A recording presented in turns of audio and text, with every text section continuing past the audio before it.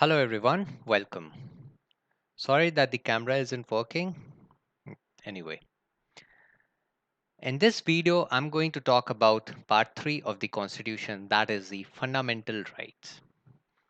Now, fundamental rights in itself is a huge topic. So, I have divided this topic into small sections. I will try to keep the video something in between 30 to 40 minutes. So, that is the aim. Let's see. In this video, I'm going to talk about basically the concept of rights, and then we are going to look into Article 12 and 13. Now, we'll not be able to cover Article 13 entirely, but we will do some portions of it today and then the other portion in other class. Now, the first question that I would like to ask to you is what are rights? Or even a simpler question, can you tell me some rights that you can think of? Any rights? So I'm pretty sure most of you would think of like right to equality or right to life. So these all are modern rights that we know. The concept of equality is a very modern concept. However, rights have existed even before the institution of nation or government came up. Now, human beings, we started to hunt and gather to secure food, to ensure that we don't go hungry. And that way we exercised our right to food. It was not against the state, but it was against the nature.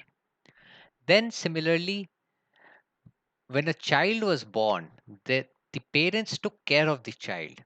So, in modern times, we know that a child has right to develop. So, this right was provided to the child in the ancient times by their parents. They didn't know it was right or not, but they knew that they had to do this. Similarly, right to express, where right now you can post anything on your Facebook or Twitter. So the same thing was done by the painters of those time. For example, in the Bhimbetka caves of Madhya Pradesh, there are cave paintings. So it was through that the humans then expressed their feelings. So that was their right to express. Thus, we see that rights have existed even before the institution of state came up. And hence, the concept of right is as old as human civilization or human race. Now, in modern terms, we define rights as claims of citizens against the state. So, especially in the context of polity, this is the definition of rights that you will give if someone asks. Rights are claims of citizens against the state. Now, although, with the political perspective, this is true.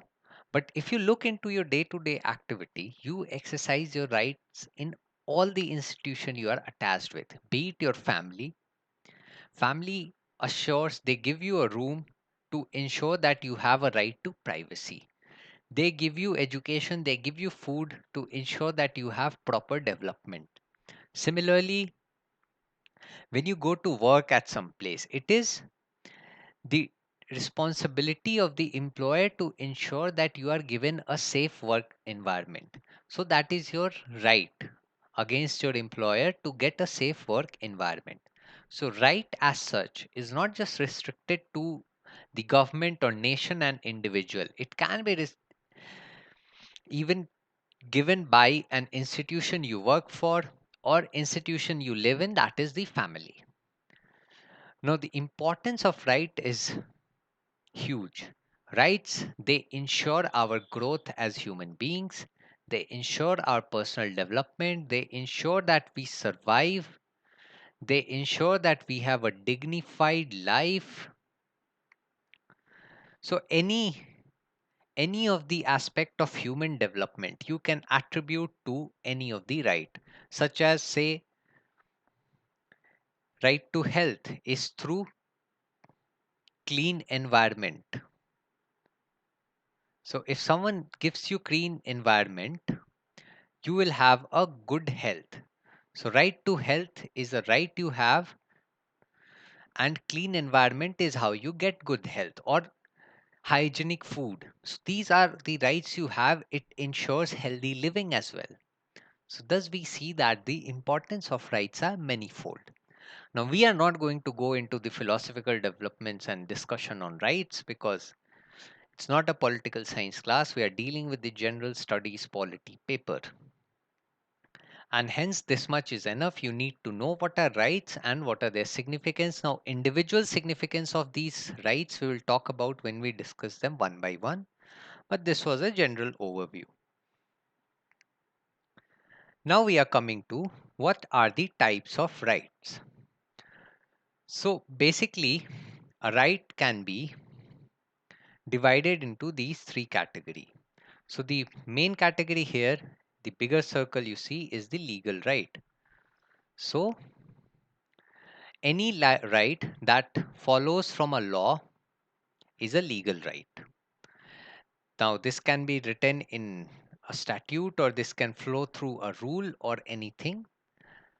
So a right that owe its origin to a law is a legal right. For example, under the National Food Security Act, certain people are guaranteed food at nominal prices. Now, it is their right to get those food grains at that nominal price.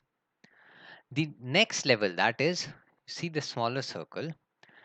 So, within these legal rights, so legal rights are any rights that flow from the law, and constitution is also a kind of law, although it is the fundamental law of the land through which all other law flows, but it is a law as well. So, constitutional rights are a subcategory of legal rights, but they are a special kind of legal rights. What is special about them? The specialty with the constitutional rights are that they are written in the constitution. So both these, actually, fundamental rights and constitutional rights, especially we are talking about Indian context, they are both written in the constitution. Now, then what is the difference between fundamental rights and constitutional rights? And the difference is very clear again. Fundamental rights are the rights that are given under Part 3 of our constitution, while the other constitutional rights are any rights given in any other part of the constitution.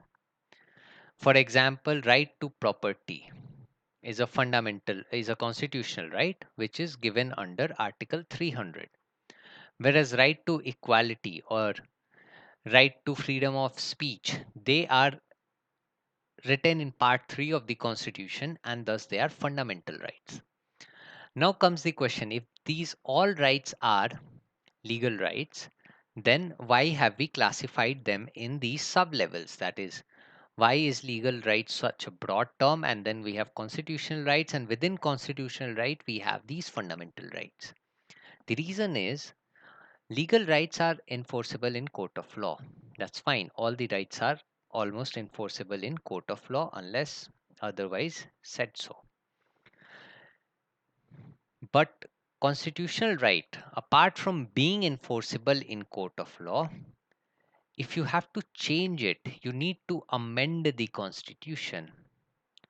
Now, whereas legal right can be amended by a simple process of parliament, so legal rights can be changed by simple process. Constitutional right needs to be amended under Article 368 of the Constitution. So, Article 368 tells the procedure to amend the Constitution, and it is via following this procedure only that you can amend these rights. Then comes what is so special about fundamental rights.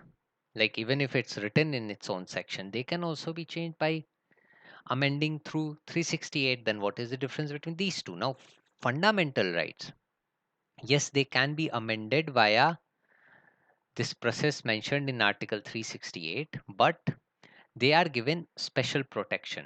Now, the first of the protection given to them is under Article 13. We will discuss it in detail in a bit. Basically, it says that a law that violates fundamental rights cannot be introduced. Cannot it Such a law will be null and void. The second level of protection again given to fundamental rights is under Article 32. So it ensures that the fundamental rights are enforced. Now, constitutional rights are also enforceable, legal rights are also enforceable.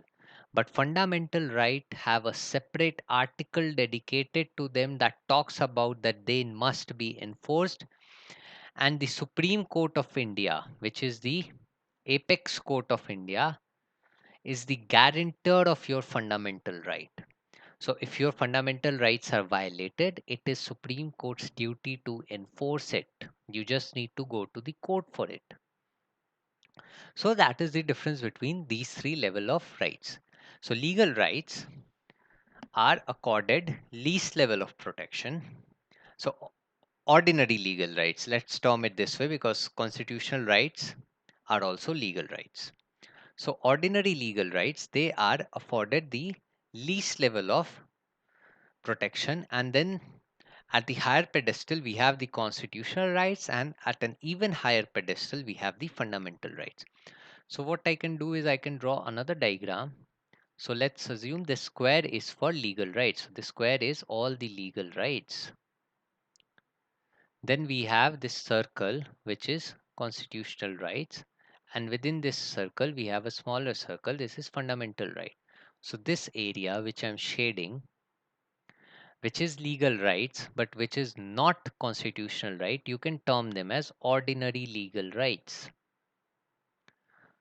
So if you compare these three rights, that is ordinary legal rights, constitutional rights and fundamental rights, then the level of protection is fundamental rights have been guaranteed the highest level of protection, then we have constitutional rights, and then we have ordinary legal rights.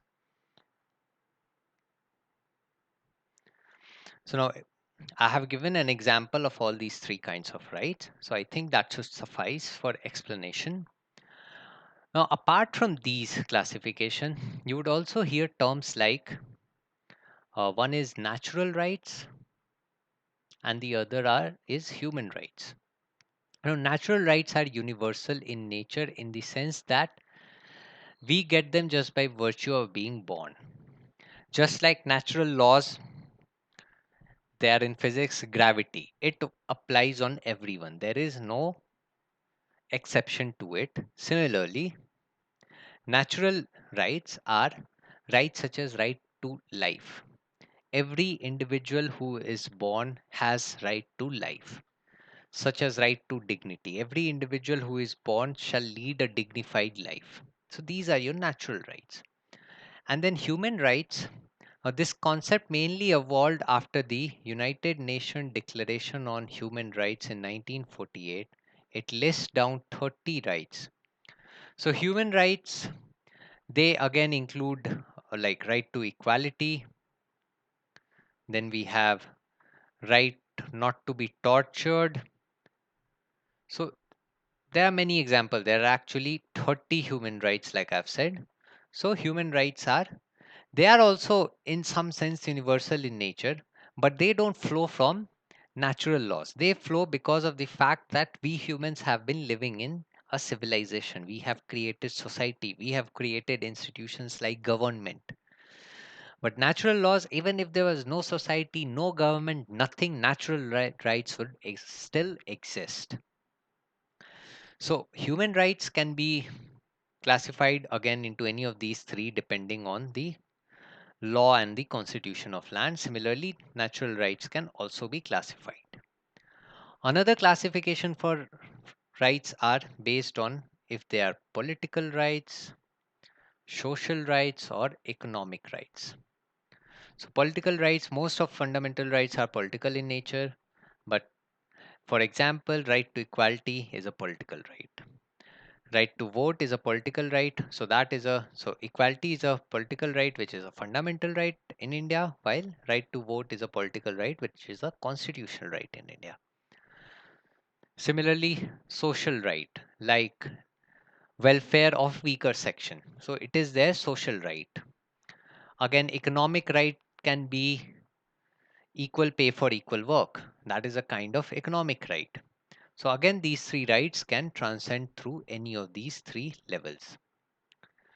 Further, you would also hear terms like moral rights. Now they mainly flow from the morality, that is, if an action is inherently good or inherently bad. But overall, you can simply say legal rights can be divided into ordinary legal rights, and then further, other kind of legal rights are constitutional rights, and then constitutional rights can again be talked about as other constitutional rights and fundamental rights. So this is the division that we are following here. I hope this is clear. I'll add one more explanation to it so that you are absolutely certain. So this yellow circle here is the legal right, and this is the big circle. It includes, like, these are concentric circle. Now in this yellow circle itself, the shaded region is the ordinary legal right. So this entire circle is legal right, but this shaded region is ordinary legal rights. And then again, within these legal rights, we have this shaded region. I hope you can see. So this area is ordinary constitutional right or other constitutional right, while the smaller region is the fundamental right, or this whole region, including this area, are constitutional rights.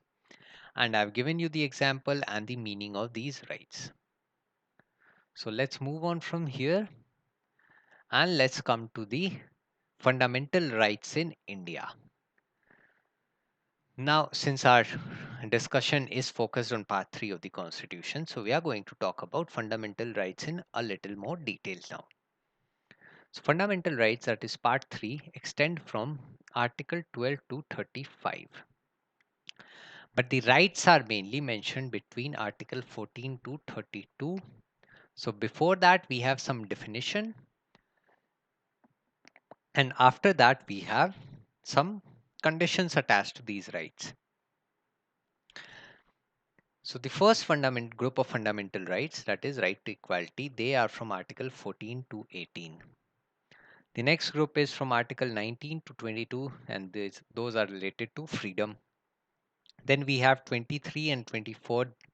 These are against exploitation. Then we have right to practice, profess your religion. That is from 25 to 28.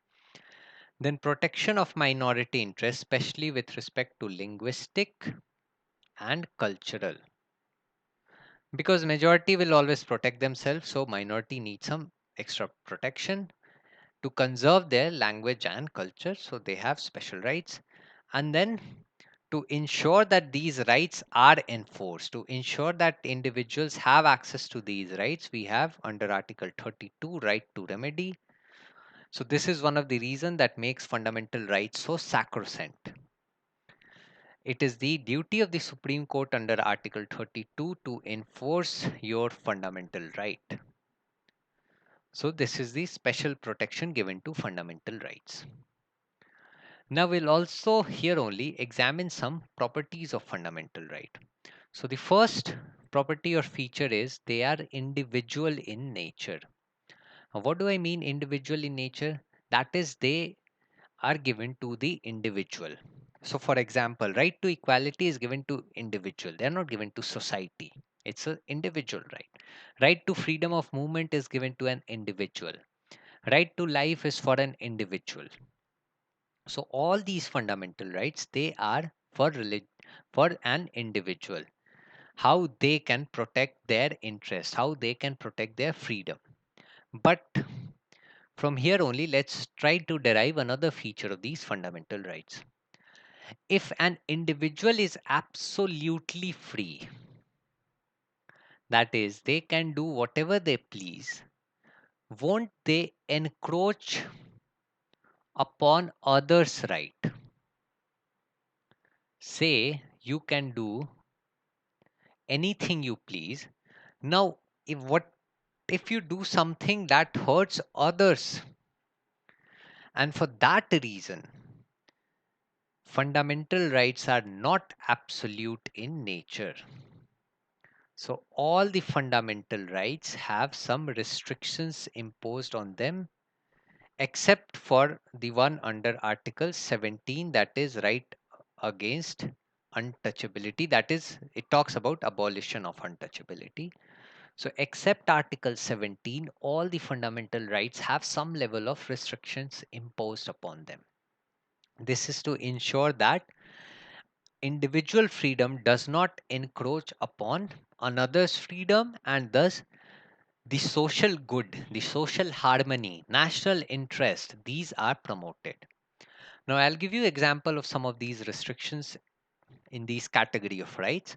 So, say under right to equality, we give reservation, that is affirmative action for SC, ST, because they are weaker section. So, we are giving them some preferential treatment. So, that is a restriction against equality. Against right to freedom, the best example is right now. Public health is a concern because of disease outbreak, that is COVID 19. For this reason, your right to movement has been curtailed so that public health is promoted. Similarly, it can be curtailed for national interest.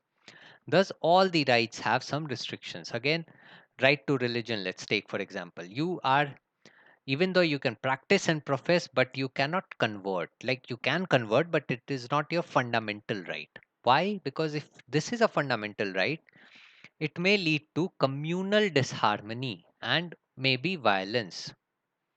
Thus, right to convert is not a fundamental right. Similarly, there are other restrictions that some religious practices are banned because they are against public morals or they are hazardous to health. Now, limitation for right to remedy is that, for example, during emergencies,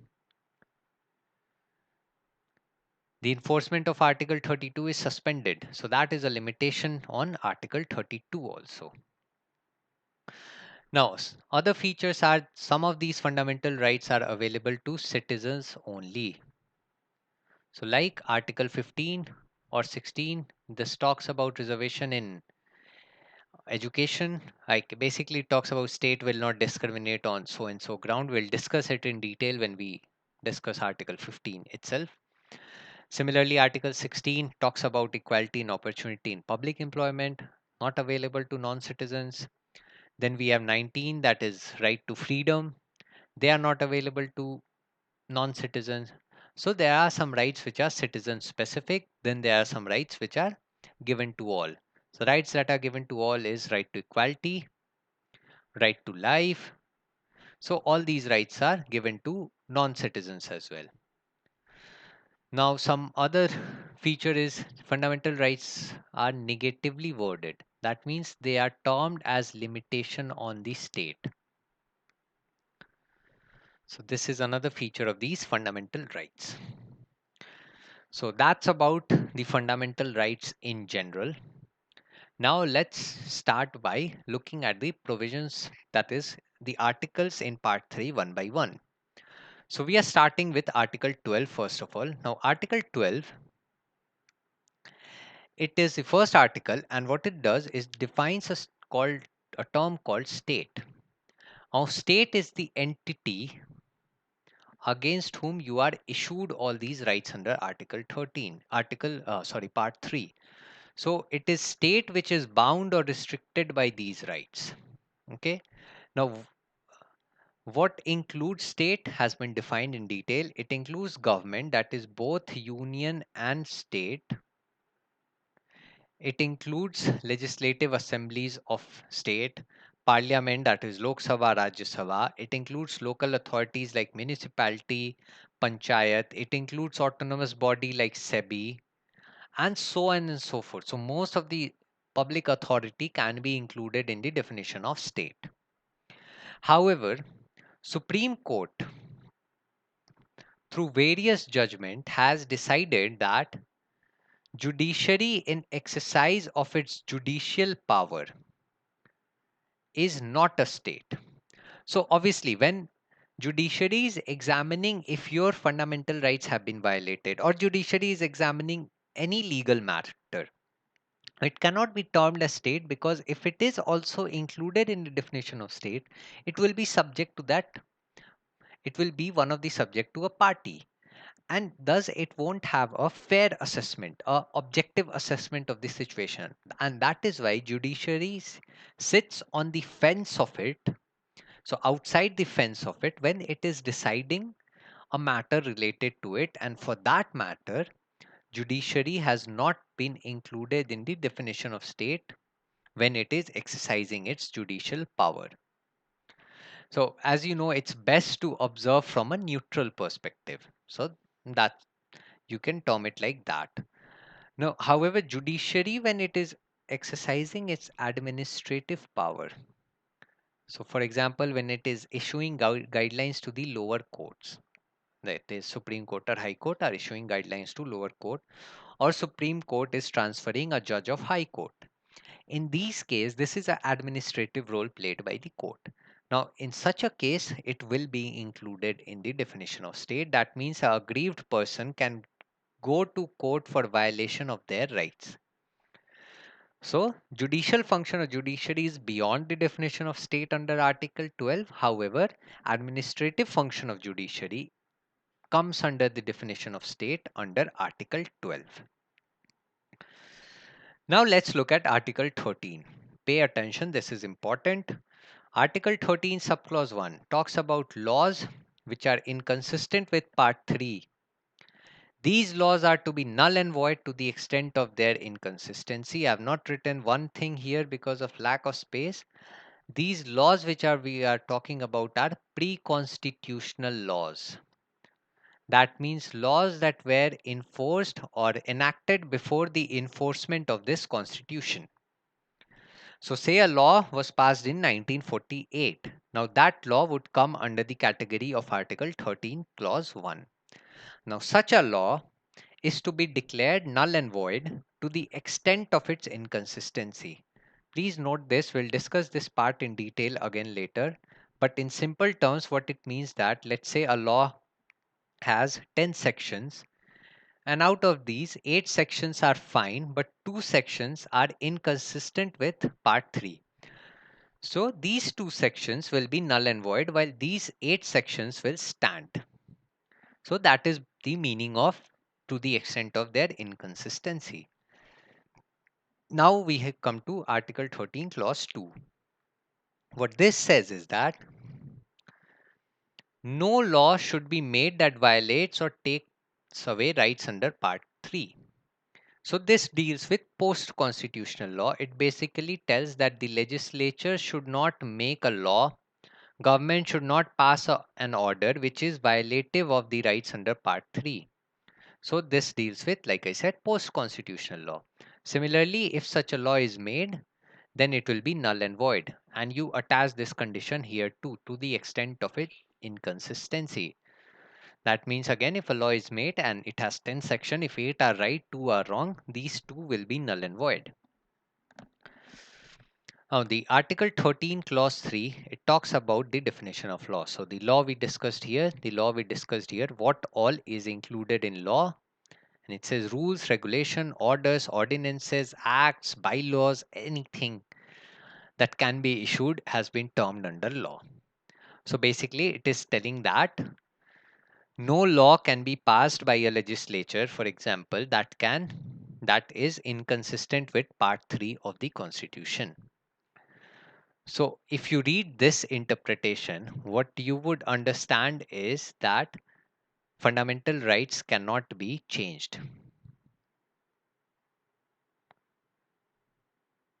Now, this is an interpretation that one can have when you read Article 13, 1, 2, and 3. So, I will explain the amendability of fundamental right will be dealt in the next video in great detail, but I will explain if they are amendable or not right now only. Don't worry. So for that, we have to examine 13 clause 4. Now 13 clause 4, this was not written in the initial constitution. This has been added by the 24th Amendment Act. It says nothing in this article. So anything that we read earlier, that is under 13(1), 2, and 3, nothing written in these three shall apply to a law made under Article 368. Article 368 deals with constitutional amendment. That means if a law has been passed via the means of Article 368 following the procedure mentioned in Article 368, it will be immune from 13 clause 1, 2, and 3. So here you can see that fundamental rights or a law that is inconsistent with fundamental rights can be passed if it is passed through Article 368, the procedure mentioned in Article 368. Now, this was done in 24th Amendment Act. So we are not going into why this was introduced then and before that what it meant. We will discuss that in when we are discussing the amendability of the fundamental rights in detail. Don't worry about that. For now, let's focus on a separate explanation. So, way back in 1951, a law was passed which wanted to readjust this land. Okay, so the thing was after independence, jamindars had lots of land, and many of the people, most of the people, almost were landless laborers because of British policies and whatever. No need to bring it up here. But what happened then was government wanted to pass a land like government wanted to ensure that there's redistribution of land. But now constitution under article 19 had a clause called right to property. So you cannot take someone's property. Now even if such a law was passed, it would be violative of the constitution. And government did try to pass an ordinary law and it was declared unconstitutional. Now what happened was government brought in this thing called first amendment to the constitution, which amended article 15, 19. So this amendment was again challenged.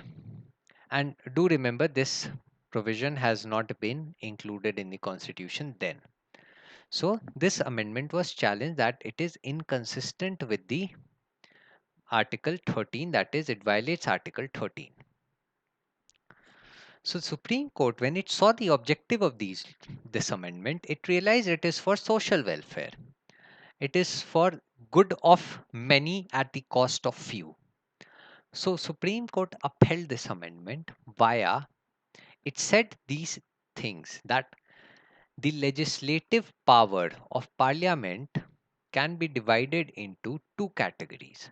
One is ordinary legislative power and other is legislative power originating from like from article 368, which gives it power almost parallel to the constituent assembly.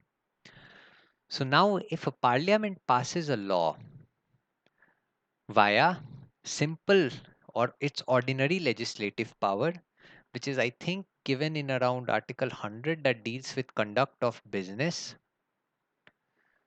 So if a parliament passes laws under this provision, not sure about the article, but I think it's 100 anyway, under the conduct of business of houses, it is ordinary legislative power. But if the parliament passes a law under article 368, then this law is under its extraordinary power that it's as almost as the constituent assembly. So such a law is not included in the definition of law under 13 clause 3. So this is not included in 13 clause 3. So basically the same provision, but it was not amended by the parliament. It was said by the court in Shankari Prasad case in 1951. So what it means now is that even way back in 1951, parliament could amend the constitution and they did so rightly. So this is with respect to Article 13. Again, I'm highlighting I will discuss amendability of constitution later. Don't worry, there we'll discuss all the issues related to Sankari Prasad case and then Golaknath case and finally the final structure in the Keshwanand Bharti case.